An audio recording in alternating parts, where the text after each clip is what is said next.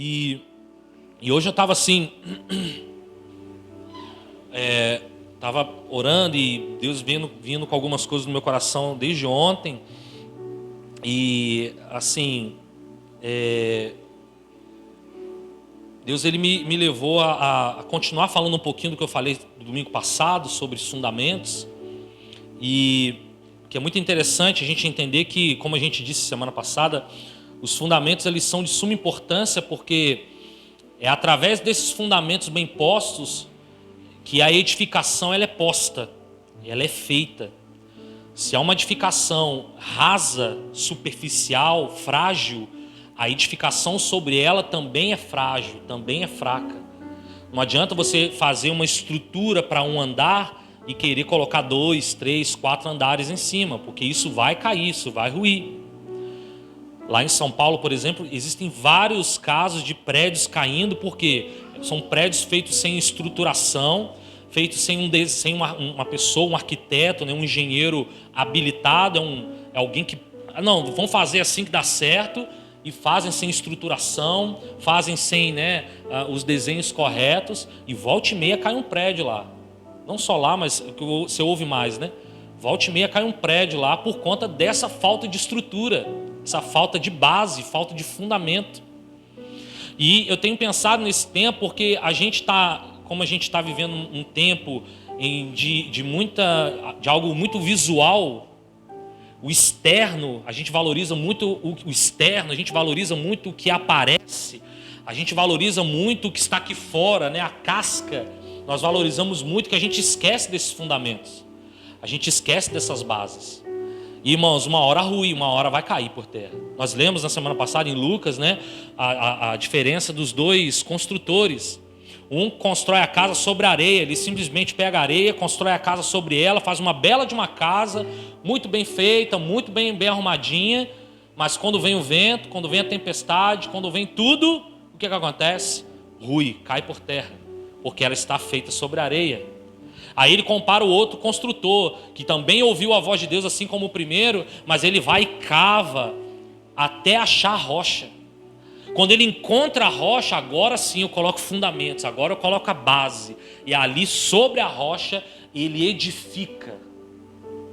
E aí vem o mesmo vento, a mesma tempestade, vem as mesmas dificuldades, mas a casa não cai, porque ela está fundamentada sobre a rocha. A pessoa se preocupou em achar a rocha para a edificação. Então, a gente percebe que a gente pode fazer um desenho muito bonito das nossas vidas e mostrar assim uma casca, mostrar um externo muito bonito, muito legal, bem arrumado, bem vestido, bem cheiroso, uma Bíblia debaixo do braço, ou vir à igreja de vez em quando, participar de um evento de vez em quando. Nós nos preocupamos com o externo, mas a gente talvez esquece de se preocupar com as bases, com os fundamentos. E esses fundamentos são importantes porque eles vão dar sustentação para toda a obra. O que Deus começou, ele tem que continuar. O que Deus começou nas nossas vidas, há de continuar. Aquele que começou a boa obra, há de cumpri-la, há de concluí-la. Ele não começou uma boa obra na sua vida? Ele começou uma boa obra na sua vida. E ele vai precisar continuar. Ele quer continuar sobre a sua vida, edificando algo sobre a sua vida. Nós falamos aqui, por exemplo, a igreja de Cristo, ela é fundamentada em quem? É em Cristo. Se ela é de Cristo, ela é fundamentada em Cristo. Abra sua Bíblia em Efésios, capítulo de número 2, verso 20. Efésios 2, 20.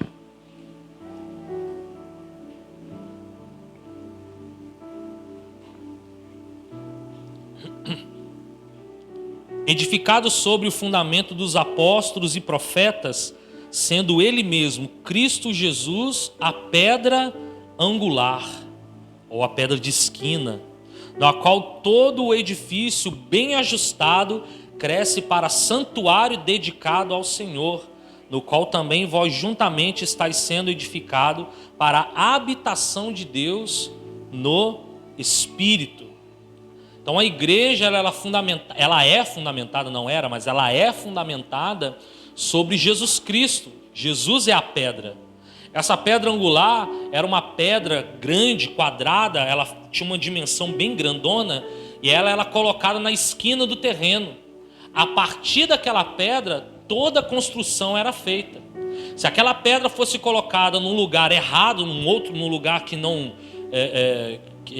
um lugar errado, toda a edificação seria feita de maneira errada. Então aquela pedra, essa pedra angular ou a pedra de esquina, ela é aquela pedra que vai dar o rumo da construção. É o que vai trazer o sentido da construção, como ela vai ser feita.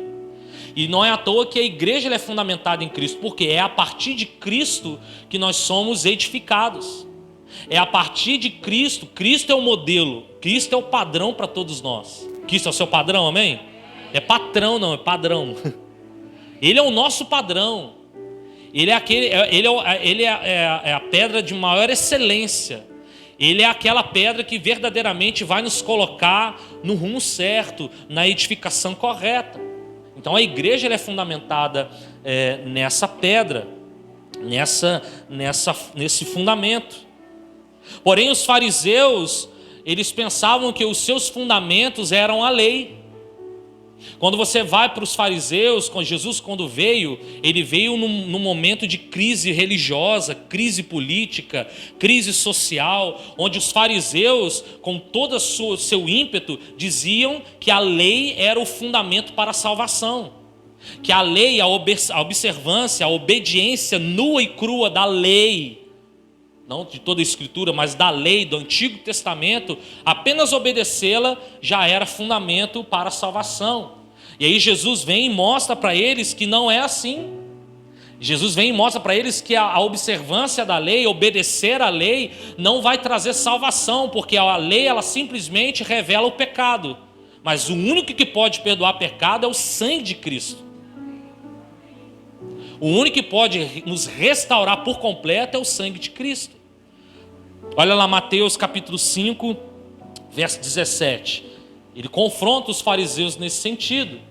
Enquanto os fariseus entendiam que a observância, a obediência da lei era o padrão de salvação, era aquilo que verdadeiramente traria salvação para eles, Jesus diz para eles assim, a partir do 17, Mateus 5, 17.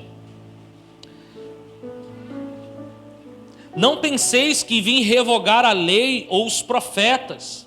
Não vim para revogar, eu vim para cumprir. Porque em verdade vos digo, até que o céu e a terra passem, nenhum i e nenhum tio jamais passarão da lei, até que tudo se cumpra. Então quando você olha para a lei ela vai ser um modelo, ela vai ser ali um manual, ela vai ser uma observâncias, mandamentos que vão trazer ordem, vão trazer regras para o povo de Israel. Deus no original, no relacionamento original, ele não queria deixar uma tábua cheia de leis. Qual era o relacionamento original de Deus com o homem? Lá no Éden, ele deixou alguma placa escrita lá, Sônia? Ele deixou alguma placa escrita lá, João? Olha, não mate, não roube. Não, porque não havia pecado. A única observância que Deus deixou, não coma do fruto da árvore do conhecimento do bem e do mal. O resto vocês podem fazer se vocês quiserem. Porque havia liberdade, havia santidade, havia relacionamento com Deus. Não precisava de mandamentos, não precisava de regras, não precisavam de leis. Deus então, aí depois que o pecado acontece, que o povo de Israel ele se contamina com outros deuses, e aí você vê ali no Egito, ali saindo do Egito, o povo sai do Egito com a mentalidade de escravo, todos cheios de pecado, todos cheios de desejo pelo Egito. Quando eles saem do Egito, o que Deus fala? Moisés, vem para o monte, vem para cá. O povo com medo fala assim, olha, nós não queremos falar com esse Deus aí não, trovões, relâmpagos, fumaça, nós não queremos falar com esse Deus. Com este fogo descendo no monte, não, fala tu, Moisés, com ele, e depois você fala conosco. O povo já logo de cá falando, nós não queremos relacionar com Deus, nós queremos relacionar com Moisés. Moisés, vai lá, relaciona com Deus, busca os mandamentos, busca a direção de Deus e traga para nós. E é por isso que Deus então estabelece os mandamentos. Fala, olha, vamos escrever uma tábua aqui. Ele escreve as tábuas da lei para trazer ordem no meio do povo. Havia um caos estabelecido no meio do povo, na adoração do povo. E é por isso que havia lei. Então a lei ela vai trazer simplesmente um entendimento, a revelação dos nossos pecados. Trazia essa revelação dos nossos pecados. E precisava ser daquela forma. E você vai ler Levítico, por exemplo, é até meio confuso. Você começa a ler Levítico, você fica até meio embaratinado com tanta lei, com tanta regra e coisas assim. Você olha assim, é tão na cara isso aqui, mas na época tinha que ser assim, tinha que ser desenhado. E eu acho que hoje está mais ou menos assim. A gente compartilha a palavra, a gente ensina a palavra, mas a gente tem que desenhar, porque as pessoas não entendem, elas não estão compreendendo o que está escrito. Elas não estão recebendo a revelação, porque a Bíblia ela não é um livro natural, ela é um livro espiritual. E Coríntios vai falar que as coisas do Espírito você vai discernir espiritualmente. Se você estiver fraco espiritualmente, se você estiver avoado espiritualmente, você não vai entender nada do que eu estou falando aqui nessa noite. Você não vai entender nada do que você lê diariamente nessa palavra. Porque o seu espírito está avoado, está... E era o que acontecia com aquele povo, tinha que desenhar, porque o espírito daqueles homens estavam corrompidos com outros deuses, com a idolatria de Baal, idolatria de uma série de deuses. Então precisava haver a lei para trazer uma ordem. E toda a lei, todo o tabernáculo, tudo que foi feito no Antigo Testamento, ele vai apontar para algo. E você percebe quando você lê o Antigo Testamento, já entendendo o Novo, já compreendendo algumas coisas do Novo, que tudo que está no Antigo Testamento está apontando para uma pessoa. Tudo está apontando para uma pessoa. Tudo, exatamente tudo, aponta para Jesus. E é por isso que ele disse para os fariseus ali, ó, a lei não vai passar nenhum tio, nenhum i, nada. Eu vou cumprir a lei, eu vim para cumprir, porque eu sou o fundamento dessa lei. Eu sou o fundamento de tudo isso que vocês estão aprendendo aí. Então, se ele não estiver como fundamento das nossas doutrinas, como fundamento do nosso conhecimento, irmãos, se eu te dizer, você vai ficar rodando igual o piro tonto. Você não vai compreender o que Deus está querendo ministrar ao seu coração, falar ao seu coração, do que Ele está querendo levar você para um outro nível, um outro patamar de relacionamento com Ele. Então, a observância da lei para os fariseus estava no lugar de fundamento.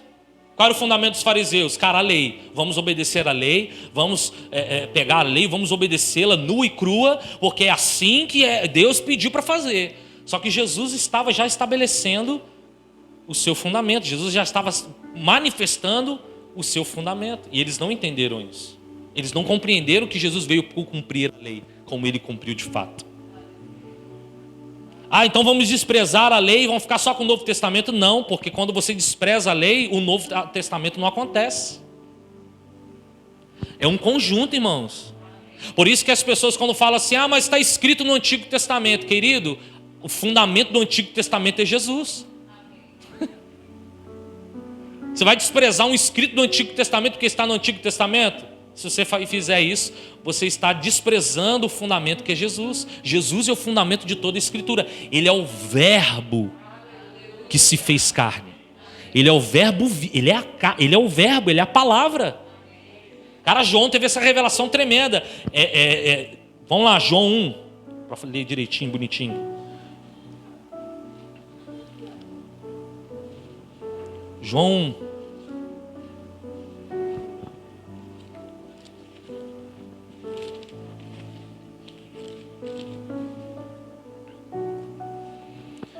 João 1, no princípio era o verbo, e o verbo estava com Deus, e o verbo era Deus. Em outras versões vai estar palavra de Deus, vai estar no lugar de verbo palavra.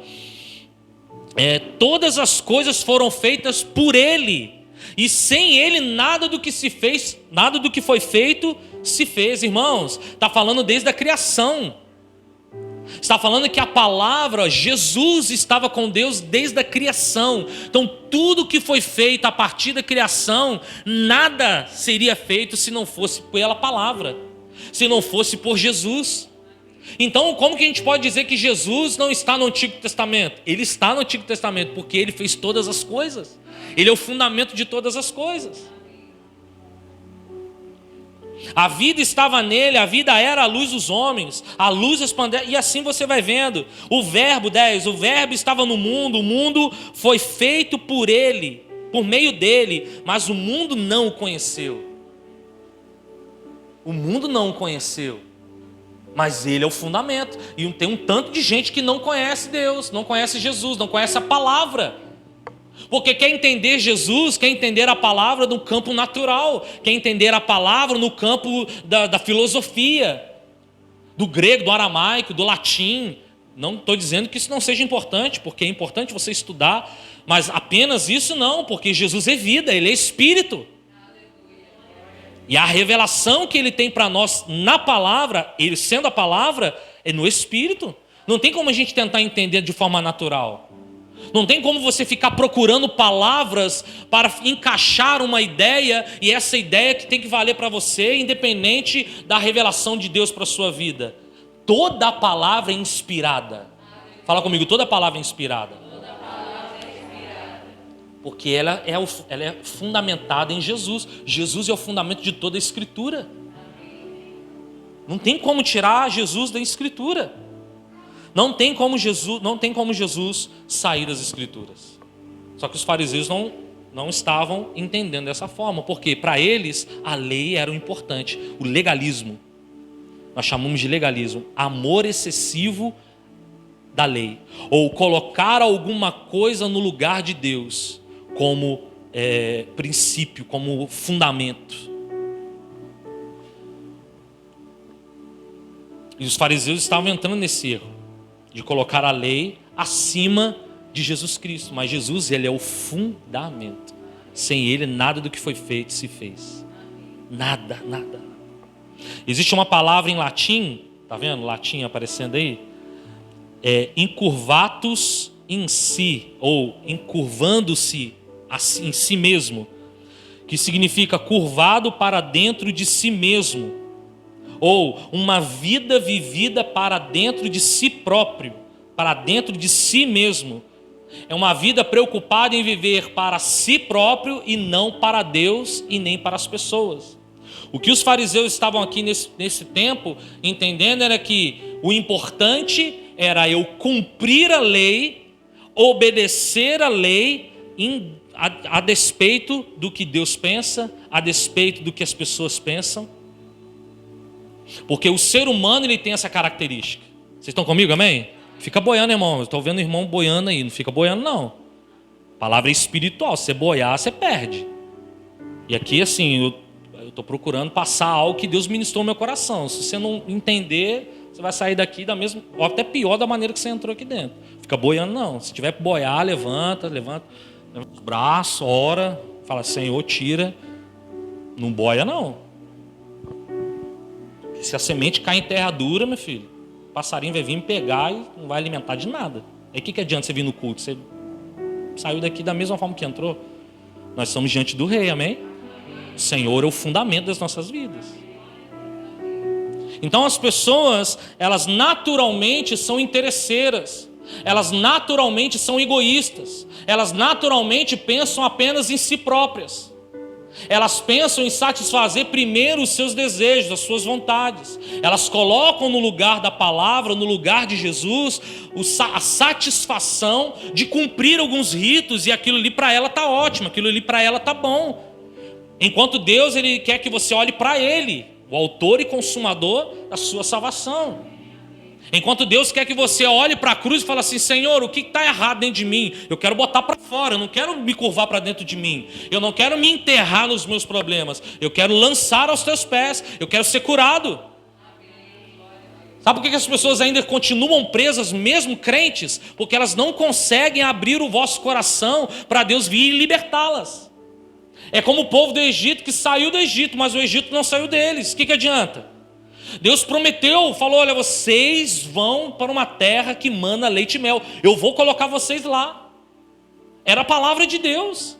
Só que qual era a condição daquele povo? É uma condição de escravidão ainda. Eles estavam livres fisicamente, mas o seu espírito, dentro de si, estavam presos no Egito. Pensando na comida, pensando na cama, pensando até onde eles seriam enterrados. Eles estavam presos há mais de 400 anos, sofrendo, padecendo, geração após geração, sofrendo na mão do faraó, sofrendo na mão do príncipe das trevas, sofrendo verdadeiramente o pão que o diabo amassou. E mesmo assim, ao sair dali, Deus livrando eles daquela condição, o coração deles estava preso lá ainda, porque eles estavam pensando em apenas em si próprio. Eles esqueceram de que Deus falou assim: olha, eu vou levar vocês para uma terra que mana leite e mel, todo o povo vai herdar essa terra. Aí eles estavam preocupados: poxa, lá eu comia cebola, lá eu comia pepino, poxa, lá tinha sepulcro para ser enterrado, poxa, lá tinha cama, poxa, lá tinha água, poxa, tudo para satisfazer o seu próprio ego, para satisfazer as suas próprias vontades. E Deus falando assim: cara, vocês vão para um lugar que mana leite e mel. Quando eles chegaram lá, que os espias foram ver, eram caixões de uva enormes, que tinham que ser carregados por 2 pessoas. Imagina você e mais um carregar um caixão de uva grande, que sozinho você não dá conta de carregar. Era isso que Deus estava dando para eles. E eles se preocupando com cebola. O que é melhor comer? Cebola ou uva? Você imagina que bafo de cebola. Então, as pessoas, infelizmente, o ser humano, ele tem essa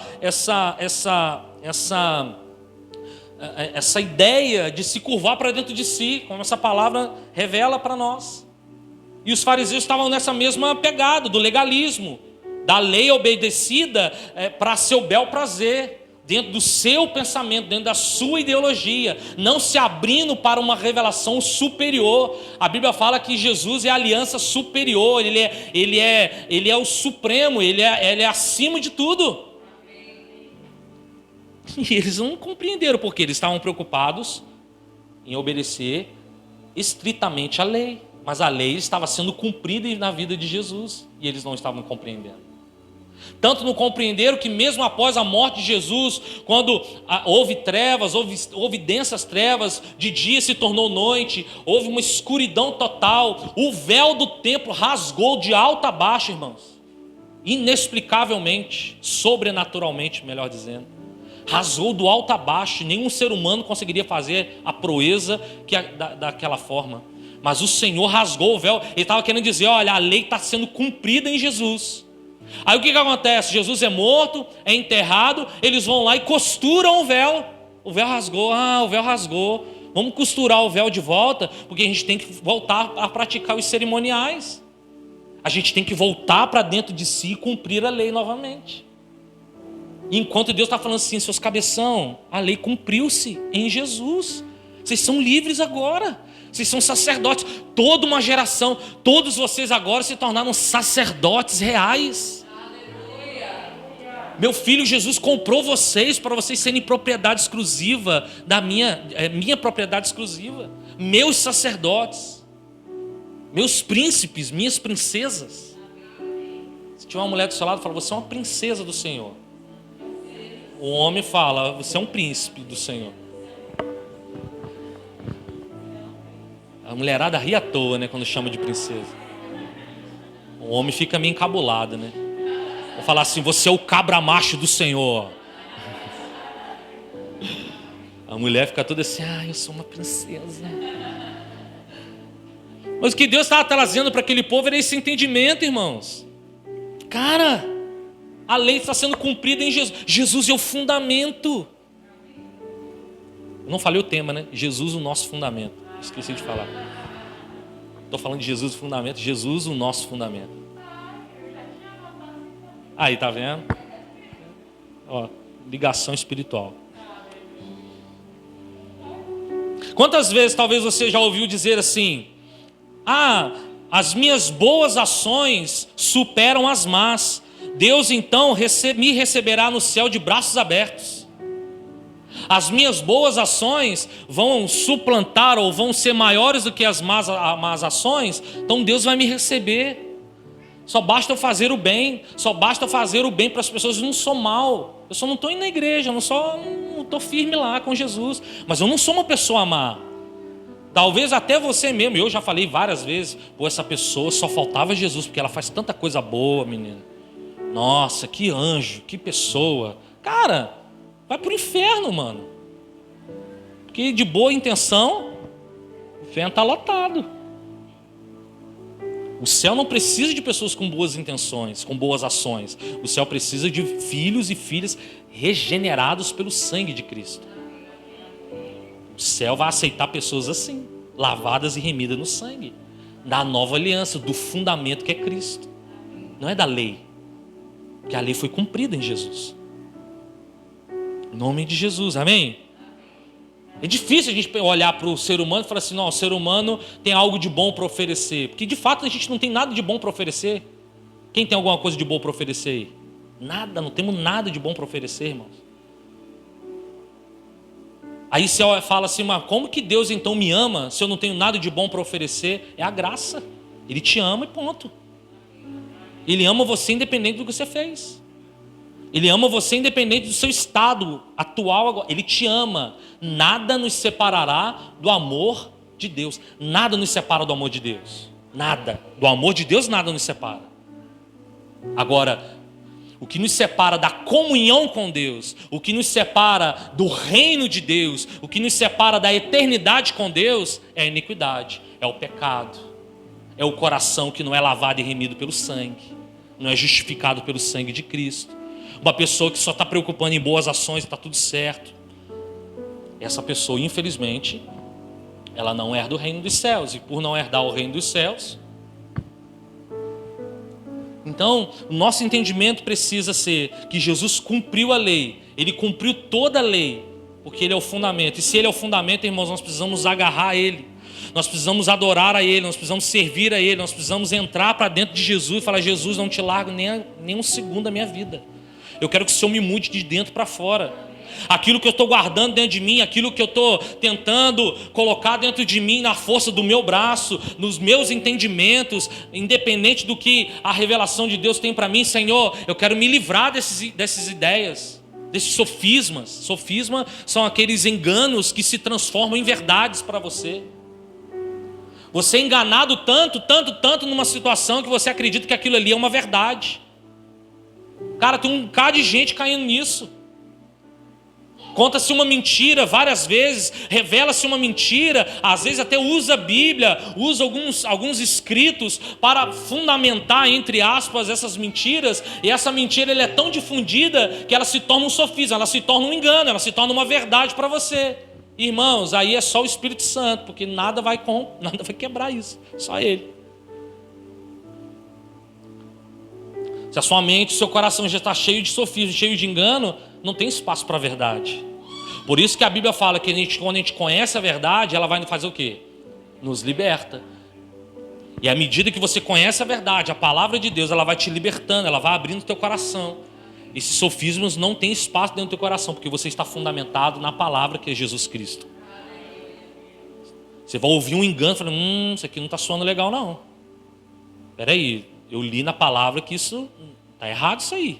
E aí você vai para a palavra, você vai procurar o seu pastor, vai lá perguntar a ele, vai perguntar a sua pastora, o seu líder, fala assim, olha, eu ouvi tal situação na internet, eu ouvi alguém me ensinando isso, mas não acertou meu coração, me ensina, me explica isso. Cara, vamos à luz da palavra, então vamos nos fundamentos, que é Jesus, vamos ver o que Jesus falou a respeito dessas coisas. E aí o seu coração ele vai se abrindo. E Jesus vai se tornando a pedra de esquina, a pedra que vai dar rumo para toda uma construção, toda uma obra que o Espírito Santo já está fazendo na sua vida. E vai continuar a fazer. No nome de Jesus. Amém ou não amém? É a graça de Deus. Se a gente não tem nada para oferecer, é a graça de Deus. Também não adianta pensar assim, então tá bom. Eu não vou obedecer a lei assim, dessa forma como os fariseus, é legalismo, então não vou obedecer a lei porque Deus me ama, então eu vou assim, viver a minha vida de qualquer forma. Também não. Você não pode ir nem para um extremo e nem para um outro extremo. Porque na ponta você acredita que obedecendo a lei você não precisa da graça. Na outra ponta você pensa assim, Jesus já cumpriu a lei, então eu só preciso da graça, eu não preciso dos mandamentos mais. Eu fecho a Bíblia e vivo paz e amor com Jesus Cristo, porque Ele é todo gracioso com a minha vida. Não é assim que funciona, porque a palavra ela se cumpre em Jesus. Jesus é a lei, Jesus é graça, Jesus é bondade, Jesus é justiça. Justiça a nós, como Jeremias diz. Jesus é o sacrifício, Jesus é o perdão, Jesus é a restauração, reconciliação. Jesus é tudo, irmãos.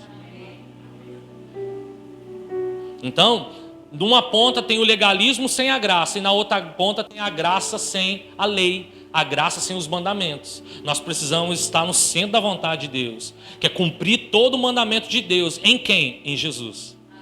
Por isso que aí Jesus ele vai resumir os mandamentos em quais? Ame a Deus acima de todas as coisas, com toda a sua força, com todo o seu entendimento, com toda a sua alma. Ame a Deus sobre tudo e ame o teu próximo como a ti mesmo. Pronto. Tudo isso resume os mandamentos. Por quê? Se você ama a Deus acima de todas as coisas e ama o seu próximo como a ti mesmo, todo o restante dos mandamentos você vai cumprir sem uma obrigação. Você vai cumprir por amor. Você não cumpre por uma obrigação. Você não cumpre porque tem que bater um cartão para o pastor, para a igreja, para A, para B, para C, para Deus, para o próprio Deus. Você não cumpre para bater um cartão, por uma obrigatoriedade. Você cumpre por amor. Cara, eu amo tanto a Deus, o que Deus fala na palavra? Cara, eu preciso amar o meu irmão, então eu vou amar meu irmão mesmo que ele pise no meu calo. E é fácil amar o irmão quando ele pisa no teu calo? É fácil amar um irmão quando ele bate no seu carro? É fácil amar um policial que te aplica uma multa violenta? É fácil? É fácil estar lá no trabalho e tem alguém pegando no teu pé, e pega no teu pé, e pega no teu pé, e pega no teu pé, e você fala assim: eu te amo. Não é fácil, mas é o amor. Quando você ama a Deus sobre todas as coisas, você evita muitos danos. Você não precisa do legalismo, mas também você não precisa viver só debaixo da bondade, da graça, paz e amor. Aí. Nada me atinge, não preciso fazer mais nada. Aí tem uma porção de gente que vive a vida adoidado, dizendo que uma vez salvo, para sempre salvo. Cara, isso é um maior engano. Sabia que você pode perder sua salvação? Você pode perder sua salvação. Nós falamos semana passada, a gente precisa desenvolver essa salvação. Essa salvação ela precisa ser construída, edificada. Senão a gente perde. Não tem essa. E é só no relacionamento com Jesus. Irmãos, a nossa solução é a graça de Deus. E o que é graça? Favor imerecido. A gente não merece. Jesus te ama do jeito que você é, mas Ele rejeita deixar você como está. Ele ama você como você é, mas Ele rejeita deixar você como está. Ele quer tratar com você, Ele quer te edificar, Ele quer mudar você de dentro para fora. Ele quer aumentar a sua fé. Falamos hoje de manhã da fé, né? A fé que salva, a fé que produz obras. Quando essa fé é aumentada, ela é edificada, irmãos, problemas que você vivia há 10 anos atrás, hoje você olha e fala: nossa, que bobeira, hein? Perdia meu tempo naquilo ali. Mas por quê? Hoje você está forte. Mas naquele tempo era um inferno. Você não estava aguentando. Porque Deus vai te fortalecendo. As provações vão te fortalecendo. Jesus é a nossa solução. Gálatas 5:1. Para a liberdade foi que Cristo nos libertou. Por isso permaneçam firmes e se submetam de novo ao jugo de escravidão. Nós falamos há um tempo atrás que essa escravidão em Cristo é uma escravidão em liberdade. Porque como Ele é o nosso Senhor, falamos aí sobre o Espírito do Senhor, né? Que Ele é como nosso Senhor, Ele nos comprou com o seu sangue. Como Ele nos comprou com o seu sangue, nós somos escravos de Cristo, como Paulo diz. Mas somos escravos de Cristo, e aí na mesma palavra, na mesma Bíblia, Jesus vai chamar os seus servos. Não, eu não te chamo mais de servo, eu te chamo de... Vocês são meus amigos.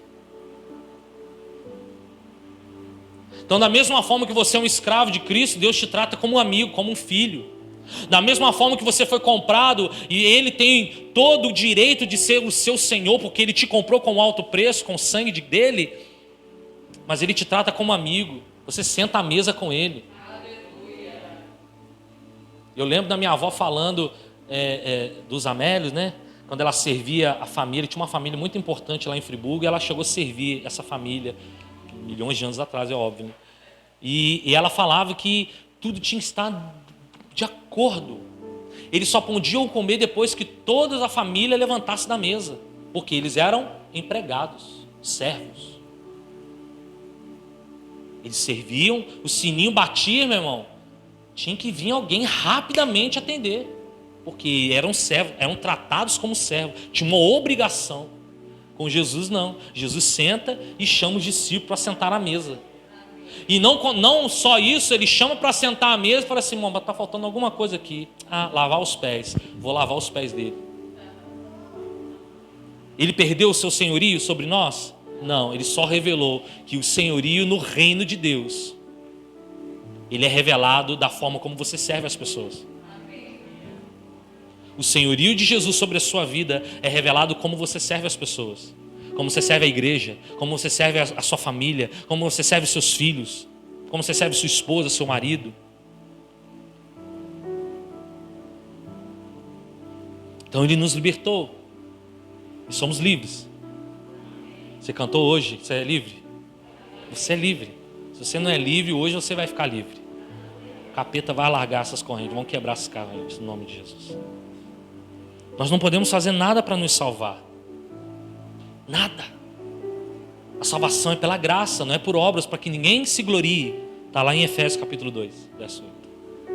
É pela graça, não é por obras.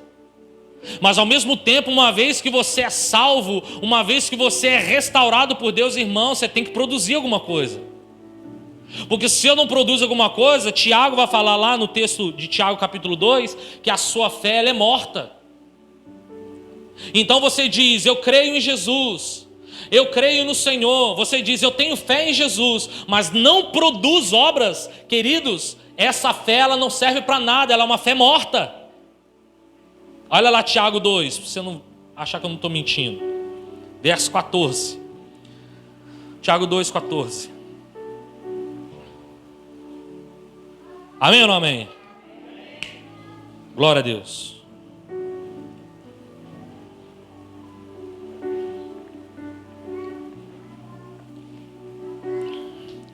Dois 14 de Tiago. Meus irmãos, qual é o proveito se alguém disser que tem fé, mas não tiver obras? Será que esta fé pode salvá-lo?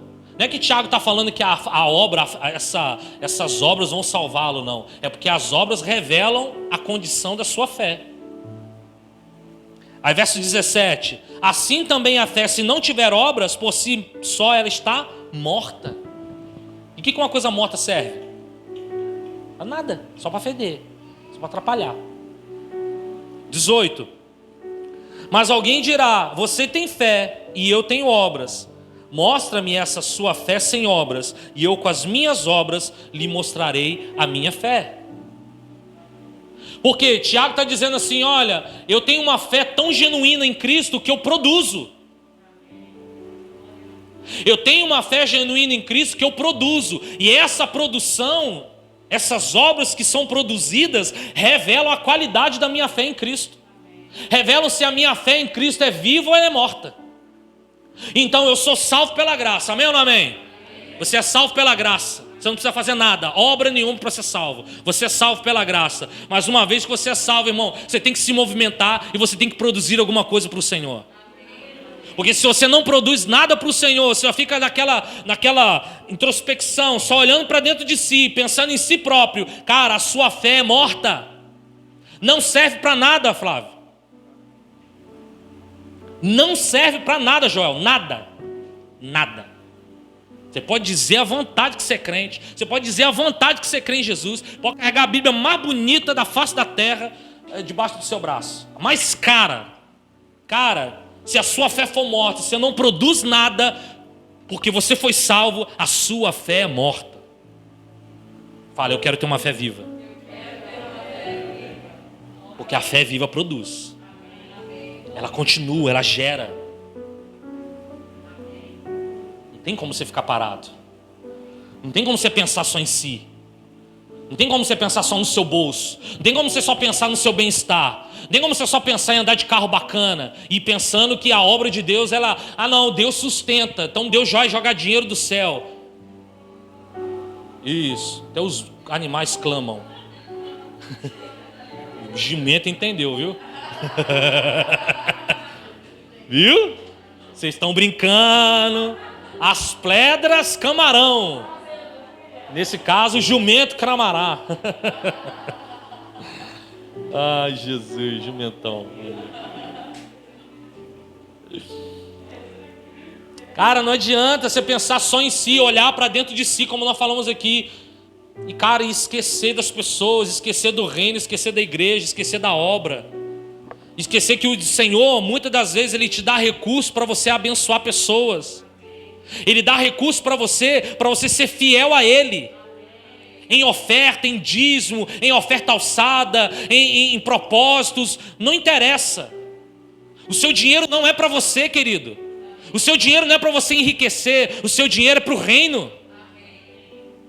É para abençoar pessoas. É para manter viva uma obra que está sendo espalhada sobre a face da terra. Se ela não é espalhada apenas aqui em Teixeira, ela é espalhada no Peru, ela é espalhada no Haiti, ela é espalhada no Paraguai, vai ser espalhada muito em breve agora na Bolívia. Na Bolívia vai ser espalhada. Tem uma viagem para ser feita agora para a Bolívia. Vamos estabelecer um ponto um ponto ali na Bolívia, um contato, conexões na Bolívia. Muito em breve nós vamos ter um amor e fé na Bolívia. Então os seus recursos é para isso, é para abençoar o reino. Cara, você olha nas escrituras do Novo Testamento, as pessoas serviam Jesus com seus bens. Você vai olhar lá a mulher Joana, outras mulheres que eu esqueci o nome, Maria, você vai ver mulheres que serviam com seus bens, dinheiro. A Bíblia fala, e as mulheres serviam financeiramente o ministério de Jesus. Elas serviam Jesus. Eu não estou te pedindo dinheiro. Eu estou fazendo você entender uma visão, um entendimento de que não é só para você, não é para o seu ego, não é para satisfazer a sua vontade. Você é fundamentado sobre Jesus, e o fundamento de Jesus não diz isso. Nos diz isso, melhor dizendo. Nada que temos é nosso, irmãos. Deus te deu dom, Deus te deu talentos. Não é para você guardar, não é para você falar assim, não, eu vou usar só quando eu quiser. Não. Seu dom, seus talentos. Tem uma música assim, né? Meus dons e talentos são para te servir. Ih, rapaz, fui longe. Hein? Meus bens preciosos são teus. Então, uma música antiga, eu nem lembro. Meus dons, meus talentos, minhas riquezas são para te servir.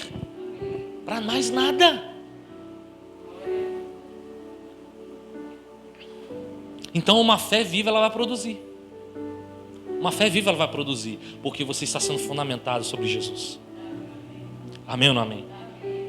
É por isso que precisamos ter Cristo como fundamento. Porque Ele trará as bases necessárias para uma edificação no Espírito e para uma manifestação da glória do Pai sobre nós. Você quer a manifestação da glória do Pai sobre você? No Santo dos Santos? Você quer chegar lá? Só que você tem que passar pelo santo lugar. Você quer chegar no santo lugar? Mas você tem que passar pelo átrio. Se você não passar por aqui, você não chega aqui. Se você não passar por aqui, você não chega aqui. Falamos aqui, a escritura toda ela é um reflexo, aponta para algo. Quando você olha o tabernáculo, você não está olhando uma casa, uma caixa com cobertores, cheio de regras, pura e simplesmente para o povo entrar ali e dar uma ovelhinha, para essa ovelhinha ser sacrificada. Não é simplesmente isso não, irmãos. Estava apontando para Jesus. Estava apontando para a Trindade. O tabernáculo fala da Trindade. Deus Pai, Deus Filho, Deus Espírito Santo. Ali está falando de uma obra completa na vida do ser humano. E a primeira obra que começa nas nossas vidas, nós estamos falando já, é o fundamento de Cristo. É Cristo nos fundamentando. O que acontece quando você precisa entrar numa obra? Você compra uma casa, ou aluga uma casa, ou compra uma casa e você quer mudar a estrutura dela, você quer aumentar andares, você tem que fazer o quê? Você tem que limpar os fundamentos. Você tem que fortalecer os fundamentos. Falamos isso aqui, não quero ficar aprendendo isso. Você tem que fortalecer os fundamentos para você fazer aquilo que você está propondo no seu coração. E na vida espiritual é a mesma coisa, irmãos. Deus ele não vai te dar coisa santa, Deus não vai liberar coisa santa sobre a sua vida em pecado. Não vai. Deus não vai liberar bênçãos do terceiro céu sobre a sua vida se você estiver desalinhado com a vontade do Pai. Não vai. E por isso que Jesus ele precisa ser o nosso fundamento. Para Ele ser o nosso fundamento, a nossa vida ela tem que se esvaziar. E o próprio processo de esvaziar é o quê? Colocar para fora o que está dentro. É expor. Eu tenho que me esvaziar. Eu quero me esvaziar de mim. Eu quero me esvaziar das dores e desilusões. Eu quero me esvaziar de mim. Eu quero me esvaziar da prisão e do passado, de tudo que me afasta de ti, Senhor. Eu preciso me afastar, eu preciso me esvaziar. E quando isso acontece, aí Deus pode vir e aplicar o fundamento. Ele só vai aplicar o fundamento se a obra estiver vazia, se o terreno estiver vazio, se você se esvaziar.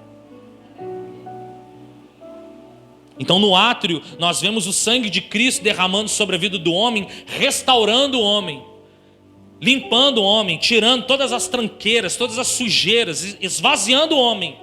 Por quê? Ele vai esvaziar para colocar novos fundamentos. Jesus é o fundamento. No átrio ali você vê o animal sendo sacrificado no altar. É óbvio, você está apontando para Jesus Cristo, que é o Cordeiro de Deus que tira o pecado do mundo, mas também ali está simbolizando a sua vida. É você que deveria morrer naquele lugar. Era o israelita que chegava lá com a ovelhinha, era ele que deveria estar no altar de holocausto, mas pela bondade de Deus, não, vamos fazer um processo aqui para que você me adore de alguma forma, para você não precisar morrer. Então coloque esse animal aí como símbolo da sua vida. Então quem morria naquele altar era a pessoa. Era ele que deveria estar naquele lugar. Quando Jesus morreu na cruz, era para eu e você estarmos lá pregados na cruz, sofrendo tudo que ele sofreu. Ele nos substituiu. Glória a Deus por isso. Maravilha isso. Mas cara, isso não pode sair da nossa mente. Era eu que deveria estar lá. Isso não pode sair da nossa mente. Então, quando Jesus, então, quando no átrio você adentra no átrio, a primeira coisa que você tem que deixar é a sua vida. Você morre. Fala, eu tenho que morrer. Fala aí, eu tenho que morrer. Porque lá você tem que morrer, lá você tem que entregar a sua vida. Você tem que se esvaziar de si. Porque na medida que você se esvazia, na medida que você entrega a sua vida, Jesus ele fundamenta você e ele te dá uma nova vida. Ele não deixa você morto. Ele ressuscita você. Mas ele te dá uma nova chance. Ele te dá uma nova proposta de vida. Uma nova proposta de vida. E é voluntário. Ninguém bota uma faca no teu pescoço e fala assim, entrega a sua vida para Jesus ou... Não, é voluntário, precisa ser voluntário. Precisa ser de inteireza de coração. Então ele nos dá essa nova vida. E a mudança de vida não está ligada no que se faz externamente.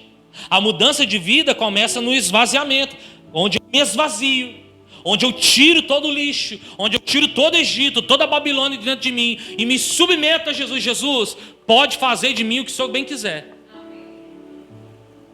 Aí ele vai fazer.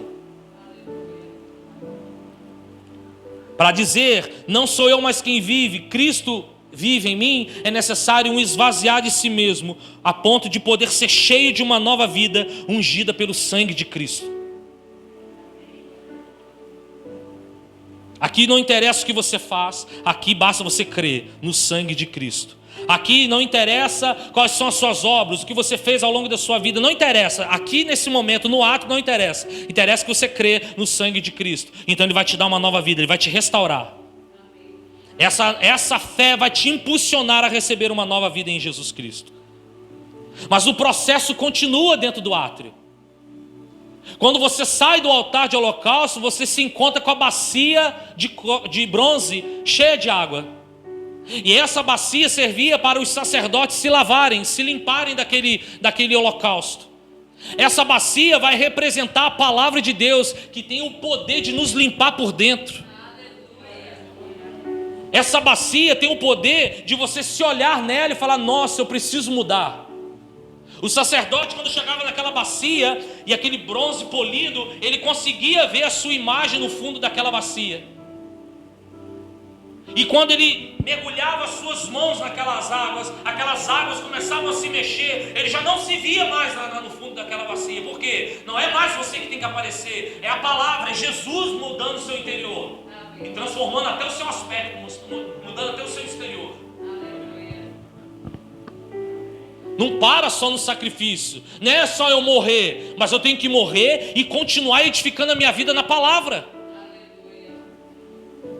A única forma de me manter fundamentado em Cristo é pela palavra, pois ela nos corrigirá na caminhada segundo os estatutos do próprio Deus. Irmão, se você quiser ter uma vida bem-sucedida, se você quiser ter uma vida abençoada, uma vida limpa, uma nova vida em Jesus, você precisa estar fundamentado nessa palavra, limpo por essa palavra. Mesmo que ela doa, mesmo que ela machuque, mesmo que você olhe para ela e fale, nossa, eu sou muito errado, mas ela vai te mudar. E à medida que ela for te mudando, você vai ver, você não vai conseguir ser aquela pessoa do mundão lá mais. Você não vai conseguir mais beber, você não vai mais conseguir fumar, você não vai conseguir mais consumir pornografia, você não vai conseguir mais mentir, você não vai conseguir mais roubar, você não vai conseguir mais enganar, falar mentiras. Você não consegue mais, porque Jesus está começando a produzir algo dentro de você. Hebreus capítulo 4, verso 12 diz assim, Hebreus 4, 12 diz assim, porque a palavra de Deus é viva e eficaz, e mais cortante do que qualquer espada de dois gumes, e penetra até o ponto de dividir alma e espírito, juntas e medulas, e é apta para julgar os pensamentos e propósitos do coração. Cara, você ser espetado por uma espada, você acha que é mole? Você acha que é fácil? Mas a palavra de Deus, ela entra, ela vai até o fundo, mas ela não te mata. Ela vai te quê? Ela te transforma. Pode participar, não tem problema. Não tem com vergonha não. Ela te transforma, porque ela vai discernir os seus pensamentos. Ela vai discernir o propósito do seu coração. Você quer tanto algo, aí você vai para a palavra. Não, não é isso que eu quero de você não, filho. Ou seja, a espada entrou. Ui. Ai, eu queria tanto isso, Senhor, meu Deus. Mas a palavra veio e entrou dentro do teu espírito. Falou, não, eu não quero isso de você, eu quero outra coisa de você. E ela te reposiciona. Ela muda o seu coração. Ai, eu estou pensando nisso. Vai dar certo, eu estou pensando nisso. Aí você vai para a palavra, Deus muda os seus pensamentos. Porque Ele tem pensamentos muito maiores do que os nossos. 2 Timóteo capítulo 3, verso 14. Paulo diz assim para Timóteo, quanto a você, permaneça naquilo que aprendeu e em que acredita firmemente, sabendo de quem você o aprendeu. E que desde a infância você conhece as sagradas letras, que pode torná-lo sábio para a salvação pela fé em Cristo Jesus. Fala comigo, toda. Mulheres, toda. Homens, todo. Você falou junto com mulher aí. Mulheres, toda. Homens. Tem gente que tá meio descido. Toda a escritura é inspirada por Deus. Toda a escritura é inspirada por Deus. E como ela é inspirada por Deus, ela é útil para o ensino, para a repreensão, para a correção, para a educação na justiça, a fim de que o servo de Deus seja perfeito e perfeitamente habilitado para toda boa obra. Então, irmãos, o que Jesus quer fazer conosco? Ele quer nos arrancar o mundo de dentro de nós. Ele quer nos despir do velho homem. Nos quer dar nova vida, nascermos de novo e sermos alimentados pela palavra, edificados pela palavra, que vai nos corrigir, vai nos repreender, vai nos ajustar, vai doer, vai machucar, mas vai te ajustar, vai te capacitar para um fim proveitoso, para algo que ainda Ele vai construir. A obra só está começando. Aqui a obra só está começando. A edificação só está começando. A palavra ela vai nos dar direções preciosas para mantermos fundamentados em Jesus. Você vê uma porção de gente boiando, batendo cabeça dentro das igrejas, porque elas não estão fundamentadas na palavra. A palavra não entra. Você está aqui nessa noite, a palavra entra aqui, sai aqui. Ou ela nem entra, você está pensando em outra coisa. Ou você está julgando que as minhas palavras estão erradas. Tem gente que pensa assim, irmãos. Estou dizendo que são vocês, mas tem gente que pensa. Vem para um culto desse, o pastor está pregando, outra pessoa está pregando. Eu falei, eita, é mentira, não é assim também não. Não, é cheio de si. Cara, Jesus não vai reinar na sua vida nunca. Porque Ele não divide glória com ninguém. E no reino só tem um trono. Não tem 2, 3 tronos.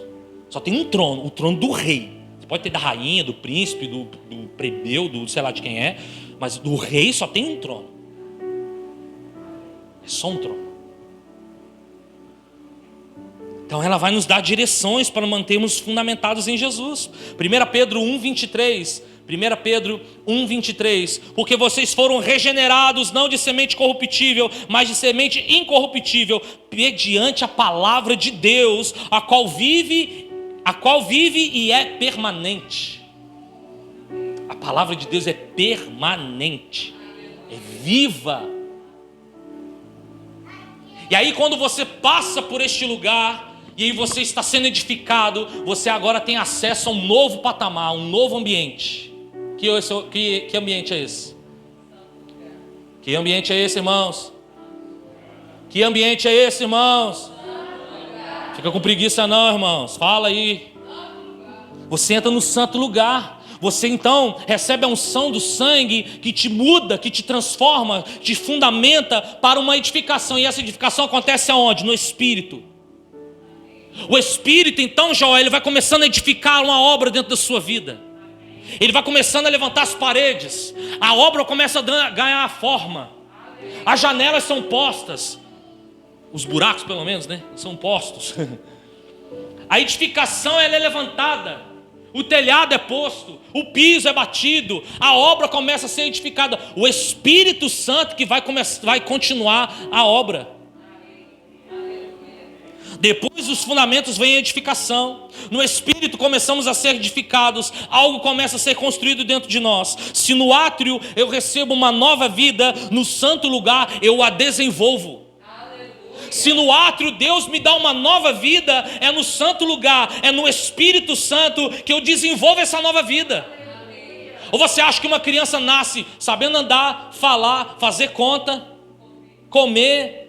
É assim que funciona quando uma criança nasce? O que ela precisa fazer? Ela ganhou uma nova vida, não ganhou? O que ela precisa fazer agora? Desenvolver. Então ela é ensinada. Os pais estão ensinando, as pessoas ao seu redor estão ensinando. Vai tomar uns tombinhos, mas tem que aprender a andar. Tem que aprender a confiar nas perninhas. As pernas vão fortalecendo. Aí daqui a pouco fica andando. O Manu lá, ó, não queria andar de jeito nenhum, aí agora quer andar tudo.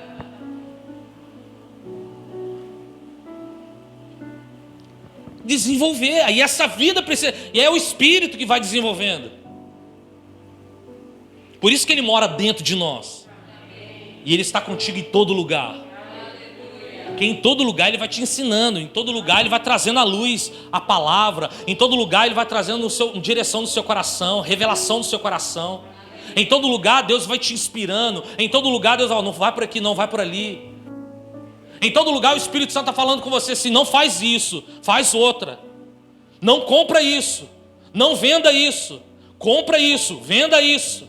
O Espírito Santo está ali o tempo todo, ele é seu amigo, ele é uma pessoa. E essa obra continua a edificação. O Espírito Santo dá novo sentido.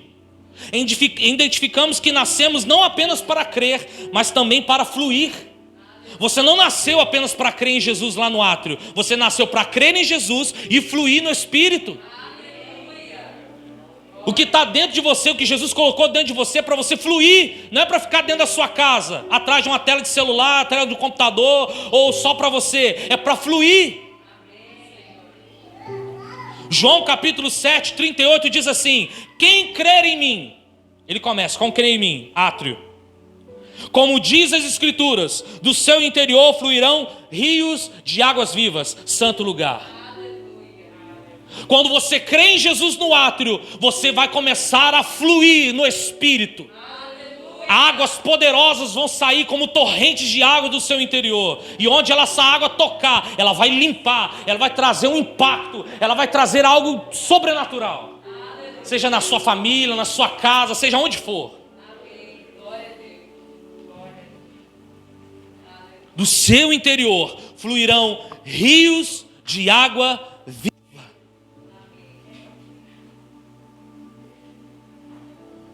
A obra que começa dentro de nós ganha espaço fluindo a partir de nós. A obra que ocorre em mim alcança as pessoas que estão ao meu redor. Querido, se você não está alcançando as pessoas ao seu redor, se essas águas não estão saindo, é porque as fontes estão entupidas. Os poços estão entulhados. Sabe como que os exércitos inimigos tentavam vencer Israel e os soldados os moradores de uma determinada cidade? Eles entulhavam os poços. Eles contaminavam os riachos para que as pessoas morressem de fome dentro da cidade.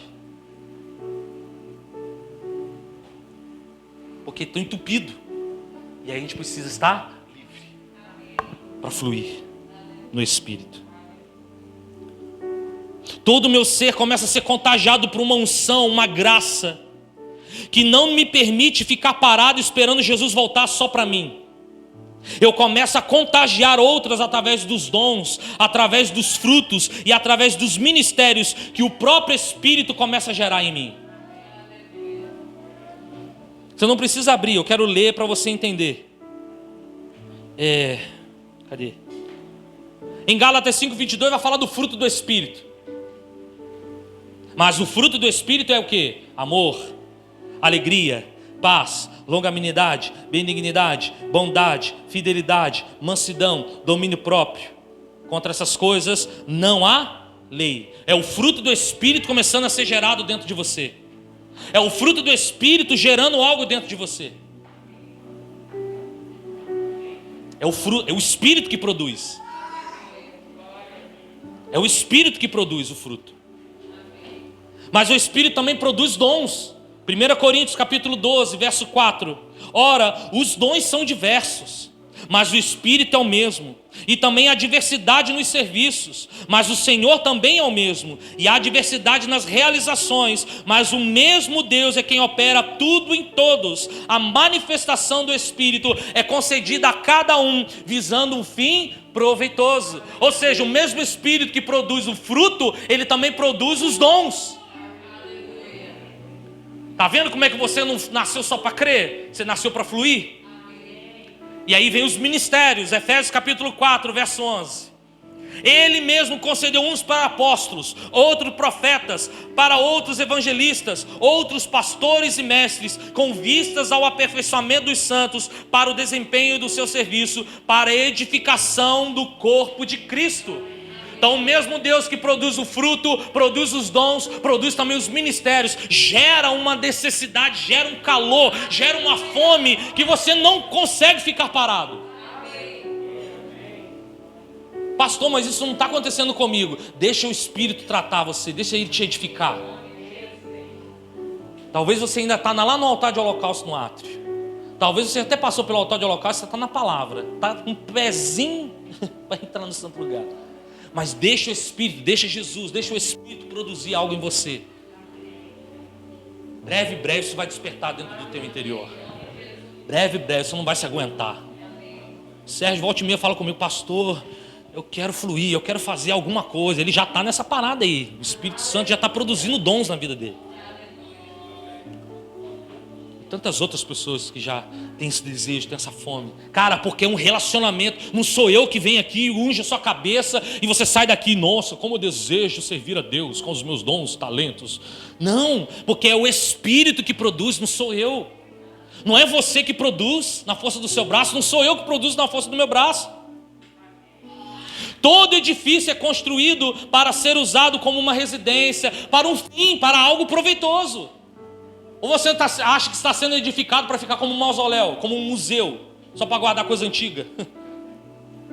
Não, você foi edificado para ser morada, a habitação do Espírito Santo. Nessa casa espiritual, cada um de nós somos pedras vivas, sacerdotes, adoradores, evangelistas, missionários, pastores, homens, mulheres de Deus. Porque o Espírito Santo vai trazendo algo dentro do teu coração. E você vai começar a exercer isso no Senhor. A edificação espiritual se dá por aquilo que nos alimentamos. Olha lá no Éden. Quais eram os dois alimentos mais importantes dentro do Éden? A árvore do conhecimento do bem e do mal. E qual era a outra árvore? A árvore da vida. Deus só falou para eles: não come da árvore do conhecimento do bem e do mal. Mas ele não falou da árvore da vida. Da árvore da vida vocês podem comer, ó, à vontade. E o que definiu o futuro daqueles homens? Foi o que eles comeram. Ao invés de naquele dia procurarem a árvore da vida, eles procuraram a árvore do conhecimento do bem e do mal. E aí estamos nós aqui, ó, pagando preço. Na terra, né? O céu já está garantido pelo sangue. Toda edificação no Espírito depende do fruto, depende de como você se alimenta. Aí é óbvio, irmão, se você não se alimenta de Deus, se você não vem numa tenda de Davi, quando eu te chamo para você vir na tenda de Davi, eu não te chamo para a gente ficar lotado aqui, não. Nossa, ficou muita gente, né? Não, eu chamo você para você se alimentar de Deus. Porque quanto mais você se alimentar de Deus, mais você... Irmã Maria, há pouco tempo atrás, contou o testemunho dos seus filhos. Está faltando vocês de novo. Pegar no pé de você. Os meninos vieram e Deus tocou a vida deles aqui na tenda de Davi. Porque eles se alimentaram do Espírito Santo. Eles não estão se alimentando. A gente não vem aqui para se alimentar do que o pastor fala, ora, canta, não. É do próprio Deus, é do próprio Cristo. Cara, você sai daqui das 6 horas, você não vê. Você adora a Deus, você não vê. Você ora coisas que você não sabe, nem sabia. Você começa a vir coisas no seu coração que você nem imaginava. Porque Deus, ele vai construindo, Deus vai abrindo, Deus vai descortinando a nossa visão espiritual. Mas se você não se alimenta, o que acontece? Você morre de inanição. Tá certo? Inanição? Inanição. Você morre desnutrido. Aí você é a primeira pessoa a reclamar. Nossa, minha vida está uma droga. Puxa vida, que culto chato, que louvor chato, que pregação chata, que oração chata. Nossa, evento todo dia na igreja, todo dia tem um negócio na igreja. Nossa, que coisa, claro, você está vazio, você está passando fome. Quem quer continuar passando fome? Quem quer se alimentar do Espírito? O que definiu o rumo de Adão e Eva foi o que eles comeram. E o que define a nossa história também é o que a gente come. E queridos, eu poderia ter me aprofundar muito mais, mas eu quero ir para o final agora. Quando você passa pelo átrio, e quando você recebe então uma nova vida, quando você recebe um batismo no sangue de Cristo, uma nova vida, uma nova pessoa, você entra no santo lugar e você então ali começa a ser edificado. O Espírito Santo começa a produzir dons, frutos, ministério. Deus começa a te edificar, você se fortalece, você fala: nossa, eu quero. Você vai passar por luta, irmão, você vai passar por provação, mas você está forte, firmado na rocha. Você está ali edificado no Senhor, para que o resultado final seja o Santo dos Santos. Irmão, quando você chega no Santo dos Santos, ninguém te segura mais. Porque aí, no Santo dos Santos, o que o sacerdote fazia uma vez ao ano? Uma vez ao ano, o sumo sacerdote saía do átrio, fazia todos os rituais, que você sabe muito bem, altar de holocausto, bacia de cobre com água, entrava no santo lugar, candelabro com as 7 lâmpadas, mesa com pães, com os 12 pães, e passava pela mesa do incensário, oferecia incenso, oferecia ali oração e adoração a Deus, intercessão a Deus, para que uma vez ao ano ele pudesse entrar no Santo dos Santos. Para que quando ele chegasse no Santo dos Santos e derramasse ali o sangue sobre o propiciatório, que era uma tampa que ficava em cima da arca, quando ele derramava o sangue, a Shekinah de Deus poderia descer como uma aprovação ou descer para uma reprovação. Irmãos, aí é quando a gente chega no Santo dos Santos, a gente entende de que Deus, ele derrama a sua presença sobre nós de uma maneira tão gloriosa, que a Bíblia chama de Shekinah. E a Shekinah vai falar, a palavra traduzida para Shekinah, ela vai falar habitação. morada.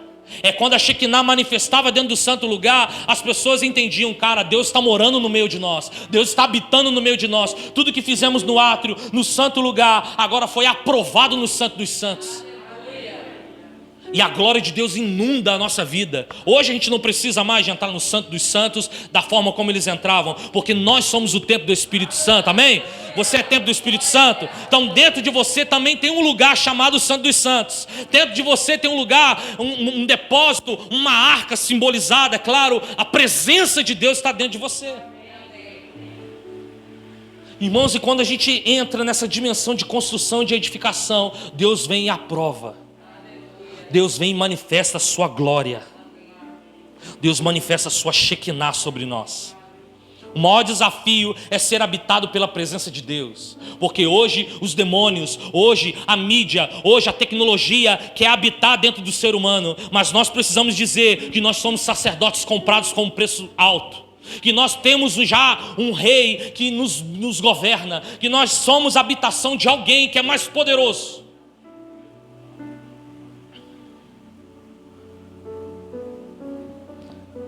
2 Coríntios 3,18. E todos nós com o rosto descoberto, contemplando a glória do Senhor, somos transformados de glória em glória, a sua própria imagem, como pelo Senhor que é o Espírito. Irmão, seu rosto resplandece. O seu rosto resplandece. Você começa a mostrar, não a sua vida, você começa a revelar a vida de Deus. Percebe que nós começamos a edificação nas bases, até que o que seja revelado não seja você, seja o Senhor. A presença, a glória do Senhor seja manifesta em você. Moisés, quando subiu diante da presença de Deus, ao descer, o seu rosto resplandecia, que as pessoas não conseguiam olhar para Moisés. Porque ele passou uma maquiagem especial para ficar brilhando? Não, a glória de Deus inundou tanto o corpo de Moisés que ele ficou igual uma lamparina. Que quando ele desceu do monte, as pessoas falaram: põe um véu, porque não está dando nem olhar para o teu rosto. Só que naquele tempo era para cobrir, hoje é para descobrir. Hoje é para revelar, como um farol. Como um farol que brilha à noite. As músicas vêm, não tem jeito. A presença de Deus no Santo dos Santos, a presença de Deus no Santo dos Santos, ela é uma realidade independente das circunstâncias. A presença de Deus no Santo dos Santos, na nossa vida, ela é uma realidade independente das circunstâncias. E a manifestação dela é uma verdade que ninguém pode destruir. Cara, ninguém pode com um homem ou uma mulher de Deus. As pessoas passam, você passa e as pessoas vão: ali um homem de Deus. Vai uma mulher de Deus. Por quê? Não é você que está aparecendo, é a glória de Deus manifesta. E por que a glória de Deus está sendo manifesta? Porque você foi edificado no Espírito. E por que você foi edificado no Espírito? Porque você recebeu uma nova vida em Jesus. E essa glória, ela vai enchendo a sua vida. Deus sempre teve o desejo de habitar no meio do seu povo. Sempre teve o desejo de habitar no seu povo, de manifestar a sua presença, a sua aprovação no meio do seu povo. O Éden, por exemplo, era uma espécie de tabernáculo, onde Deus descia na viração do dia e se relacionava com o homem. Deus caminhou com Enoque e Noé. A Bíblia fala, Enoque caminhou com Deus, ao ponto de ser transladado. Enoque não passou pela morte, Enoque foi... Noé andava com Deus, e por andar com Deus, a sua vida, a sua família, dentro daquela arca, aplicou juízo sobre a terra. Eles andavam com Deus. Deus caminhou com Abraão, Deus caminhou com Isaac, Deus caminhou com Jacó, através dos seus altares. Você vê que todos esses patriarcas levantavam altares de adoração a Deus. Aquilo ali era uma espécie de tabernáculo, onde a presença de Deus vinha e consumia a oferta, revelando para aqueles patriarcas, para aqueles homens de Deus: eu estou com vocês, eu aprovo a vida de vocês. Davi trouxe de volta a arca para Israel.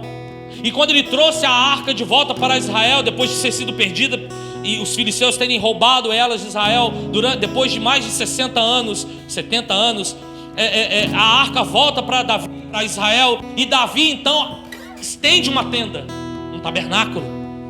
para que a arca da aliança ficasse no meio daquela tenda. Após isso, o templo de Salomão foi construído a fim da glória de Deus ser manifesta naquele templo. E a Bíblia fala que quando Salomão constrói o templo ali, e ele unge aquele templo, ele ora aquele templo, quando ele acaba de orar, uma fumaça, uma nuvem enche aquele lugar. A presença de Deus entra naquele lugar. Cara, os sacerdotes não podiam nem entrar ali dentro, não conseguiam mais entrar, porque a presença de Deus era forte. Não é igual a gente que entra na presença de Deus de qualquer jeito, não. Não é igual a gente que entra displicente na presença de Deus, achando que Deus recebe qualquer coisa. Deus não recebe qualquer coisa. Não venha para o culto oferecendo qualquer coisa. Se você vier para o culto oferecer qualquer coisa, não venha, porque Deus não recebe qualquer coisa. Combina em Jesus, que é a plenitude da divindade de Deus. Jesus é a plenitude de todas as coisas. Ele tabernaculou conosco. Você tem noção de que o próprio Deus veio morar através de Jesus no nosso meio? E não bastante, quando Jesus volta para o céu, Ele fala assim: olha, eu não vou deixar vocês órfãos, eu não vou deixar vocês sozinhos. Eu vim só estabelecer uma nova aliança. Agora eu vou enviar o outro Consolador. E esse outro Consolador, ele não vai viver em prédio.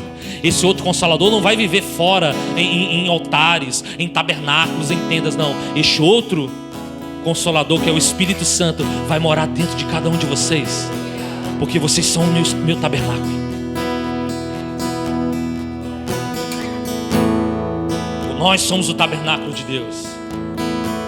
Nós somos o tabernáculo do Senhor. Irmãos, Deus quer nos fundamentar em Jesus, nos edificar no Espírito, para manifestarmos a glória de Deus sobre a face da terra. Não pense assim: eu quero manifestar a presença de Deus onde eu estiver, sem passar pela edificação, sem passar pelos fundamentos. Você não vai conseguir, porque o que Deus precisa gerar dentro de você é uma obra, e essa obra precisa ser completa. Pastor, você está me dizendo que eu preciso ser perfeito? Não, é uma obra, ela está em construção. Quem está em construção aí? Está com a plaquinha assim, né? Desculpe o transtorno, estamos em obras. Todos nós estamos em obras. Todos nós. Alguns de nós estamos no átrio, outros no santo lugar, outros já estão entrando no Santo dos Santos. Mas estamos em obras. E não acha que você vai produzir algo na força do seu braço, porque a obra vai ser feita, ela vai ser terminada, edificada pela Trindade, por Jesus, pelo Espírito e pelo Pai. Fique de pé no seu lugar e vamos orar.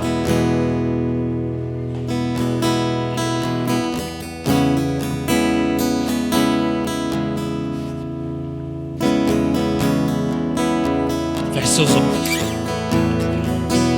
Se você fala em outras línguas, fale em outras línguas.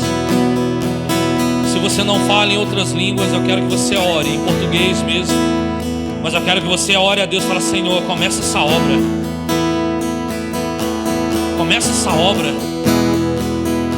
Talvez essa obra está parada no meio do caminho, como tantas obras que a gente vê aí fora, aí na cidade, paradas, inacabadas. Aqui mesmo no bairro nós temos uma creche que não terminou, está ali inacabada. Talvez você se encontre igual aquela creche, vazia, sem nada por dentro, com algumas estruturas. Então quem sabe nessa noite é uma noite que você vai orar a Deus e falar: Senhor, reativa a obra. Volta a edificar algo na minha vida. Volta a edificar algo no meu espírito. Eu quero mortificar a minha carne. Eu quero pregar os meus desejos, as minhas vontades na cruz. Eu quero no altar de holocausto entregar a minha vida e dizer: Senhor, eu quero uma nova vida. Eu quero nascer de novo. Assim como o Senhor disse ali para Nicodemos: se você quiser o reino, você tem que nascer de novo da água e do Espírito. Deus, ok, eu quero nascer de novo. Eu quero nascer de novo. E quando eu nascer de novo, Senhor Deus, eu quero ser reconstruído pela Sua palavra. Eu quero ser fundamentado pela Sua palavra. Eu quero ser edificado pela Sua palavra, a ponto de eu poder entrar no Santo dos Santos e começar uma obra no Espírito, uma reforma, começar a ver algo novo dentro do meu interior. e o meu interior começar a fluir rios, e eu começar a entender, nossa, o Senhor está concluindo a obra, o Senhor está fazendo uma obra, eu estou começando a fluir, eu estou começando, águas vivas estão fluindo do meu interior, estão tocando a minha família, meu esposo se converteu, minha esposa se converteu, meus filhos se converteram, meu patrão se converteu, meus vizinhos se converteram, porque águas vivas estão começando a produzir, a fluir do seu interior. E essas águas estão começando a tocar as pessoas, está começando a tocar Teixeira de Freitas. Nossa, Teixeira de Freitas está sendo transformada, porque eu estou começando a transmitir, a fluir rios de águas vivas. O Brasil está sendo tocado, porque no meu interior está produzindo algo. Deus está produzindo um fruto, Deus está produzindo dons, Deus está produzindo ministérios.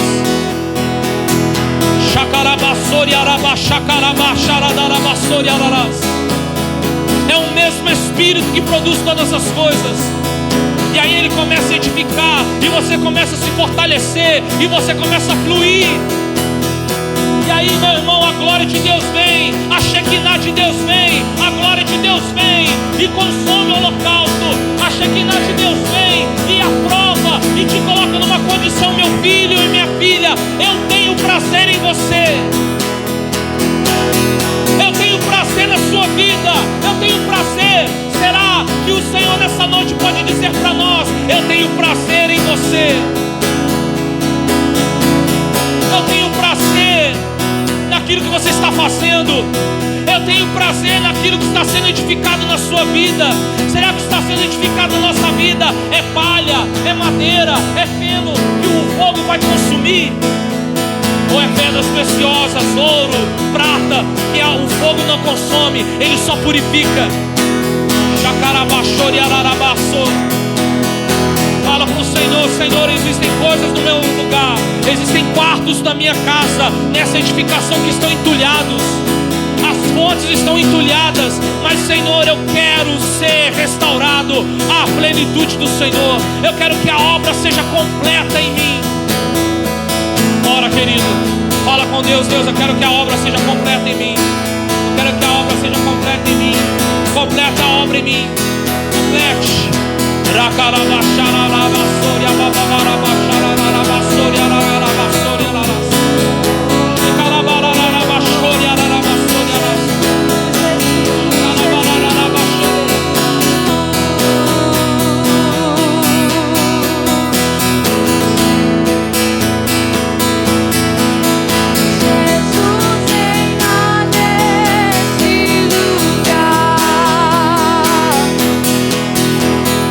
Com misericórdia.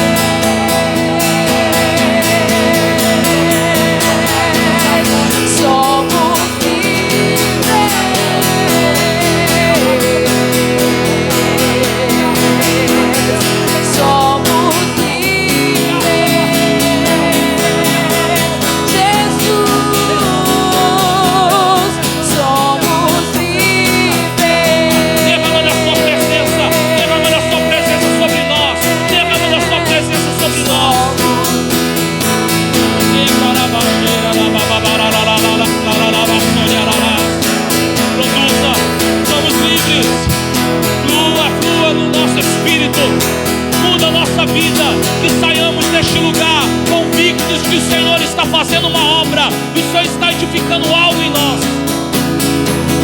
Nós não queremos voltar para a Babilônia, nós não queremos voltar para o Egito, nós não queremos voltar para a Síria, nós não queremos voltar para o mundo, nós queremos o reino, nós queremos o reino, nós queremos o reino.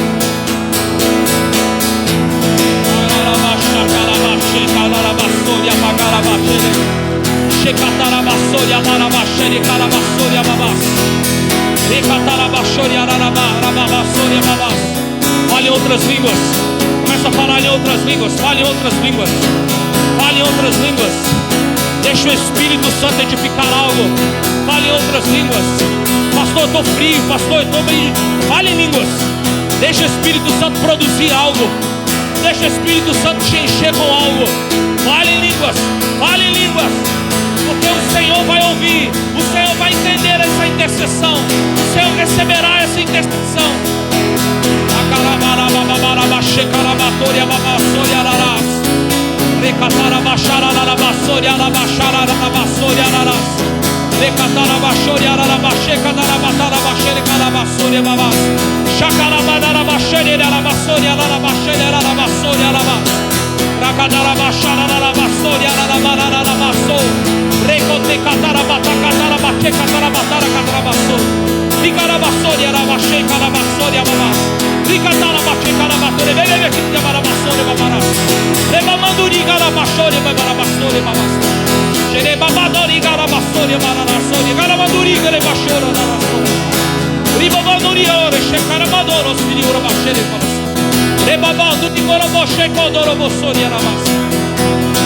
É voluntário.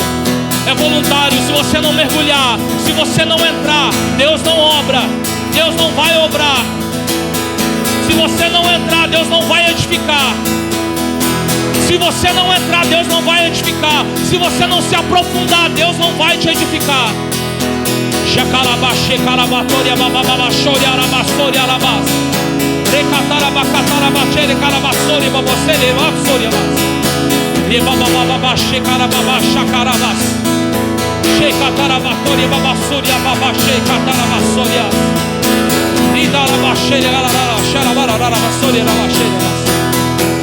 Quebra toda resistência. Quebra, Senhor, quebra toda resistência. Toda porta de ferro, todo portão de cobre, de bronze, todo céu de bronze sobre a vida do meu irmão seja agora despedaçado. Rompa agora toda corrente que está amarrando meu irmão agora no Egito, que está amarrando meu irmão agora na Babilônia, seja quebrada agora. Satanás, solta ele agora. Solta ele agora. Solta essa família. Solta esse menino, solta esse jovem. Satanás, solta esse casamento. Solta, solta. Satanás, solta agora. Você perdeu, você é um derrotado. Solta. Solta, solta. Todas as amarras, todas as trancas sejam despedaçadas. Demônio do vício, demônio da bebida, demônio do cigarro, bata em retirada agora. Saia, Zé Pilintra, Pombagira, Jezabel, seja quebrada agora. Há uma obra sendo edificada. Nós somos habitação do céu. Nós somos habitação do céu. Espírito de fofoca, espírito de frieza espiritual, caia por terra. Maria Padilha, saia agora. Exu Caveira, saia. Larga ele, larga ela, larga essa família.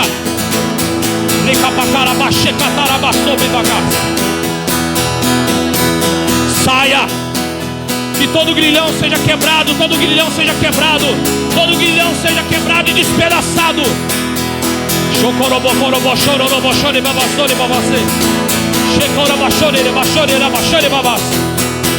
Se você se sente preso, se você se sente preso, clame pelo sangue. Clame pelo sangue. Clame pelo sangue. Clame pelo sangue. Clame pelo sangue.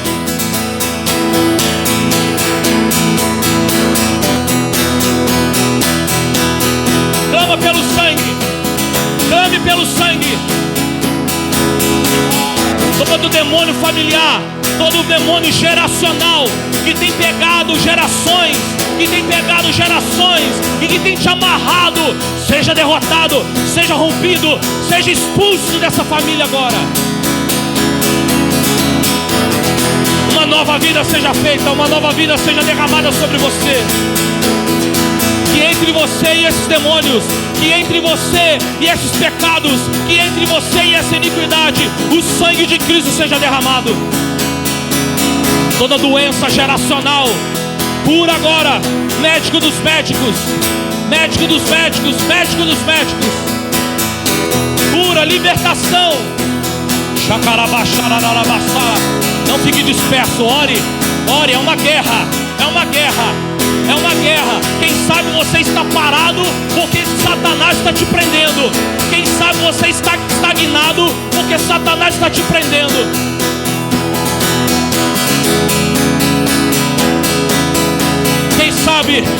Quem sabe Satanás conseguiu te prender em algum pecado.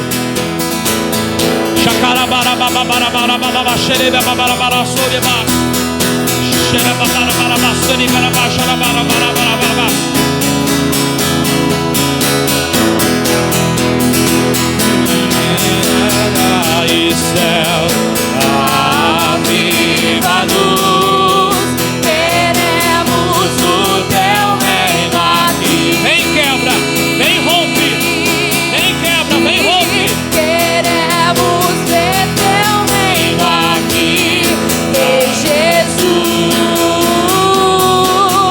o teu nome exaltamos, tua glória, sacudindo a terra e céu,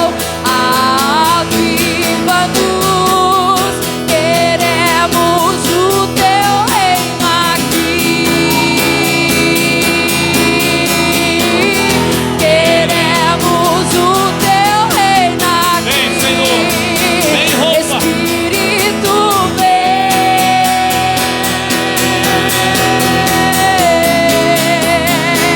e quebra os nossos muros.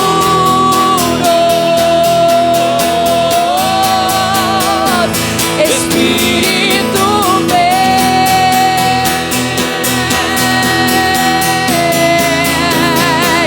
os céus invade a terra. Todo espírito de idolatria, todo espírito de idolatria, todo espírito de idolatria seja quebrado. Todo espírito de idolatria, todo espírito que coloca qualquer outro Deus no lugar de Jesus, seja despedaçado agora, seja quebrado agora. Toda influência de santos e demônios sobre a sua vida seja quebrado. Rendemos a nossa vida ao único Rei, ao único Senhor, ao Rei dos Reis, Senhor dos Senhores. Seja quebrado sobre a sua vida todo espírito de iniquidade geracional, através da idolatria, através do estupro. Toda marca na sua alma através do estupro seja reprimida agora, seja quebrada agora. Todos os demônios que entraram nessa relação sem o consentimento do Espírito, seja agora arruinado agora. Você e seus feitos, demônios, saia desse relacionamento, saia dessas práticas.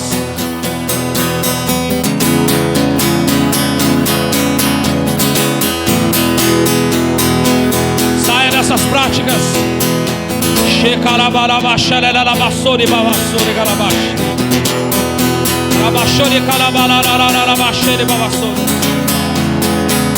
Shekatarabatori karabatori baraba.